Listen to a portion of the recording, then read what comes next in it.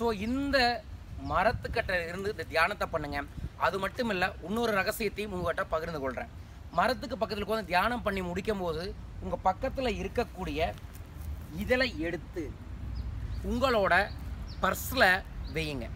அதைய நீங்கள் அடுத்த முறை தியானத்துக்கு வர வரைக்கும் வைங்க. இதோட வாசமே அங்கே லட்சுமி கடாட்சத்தை அதிகரிக்கும்.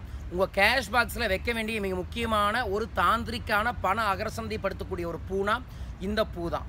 ஸோ இதையும் பயன்படுத்துங்க அப்படிங்கிறதை தகவலை பரிமாறிக்கிறேன். அன்பு நண்பர்களே, மரம் என்பதை மறந்து விடாதீர்கள். பிறப்பு முதல் இறப்பு வரைக்கும் நம்மளை சிறக்க வைப்பதற்கு மரத்தின் அகர்ஷணத்தை கண்டிப்பாக நம்ம பயன்படுத்த வேண்டும். எல்லா சித்தர்களுக்கும் மறந்த ஆசீர்வாதம் கொடுத்துருக்கு.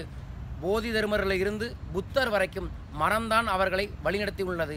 நீங்களும் நாகலிங்க மலரையும் அந்த மரத்தையும் அருகில் உட்கார்ந்து மனதார வழிபடுங்கள். உங்கள் வாழ்க்கையில் சகல ஐஸ்வர்யங்களும் நிறைந்திருக்கும், நிலைத்திருக்கும் என்பதை பதிவிட்டுக் கொள்கின்றேன். மேலும் பல்வேறு விதமான ரகசியங்களை உங்கள்கிட்ட தொடர்ந்து பகிர்ந்து கொள்கின்றோம். வாழ்க வளர்க. நன்றிகள் கோடி.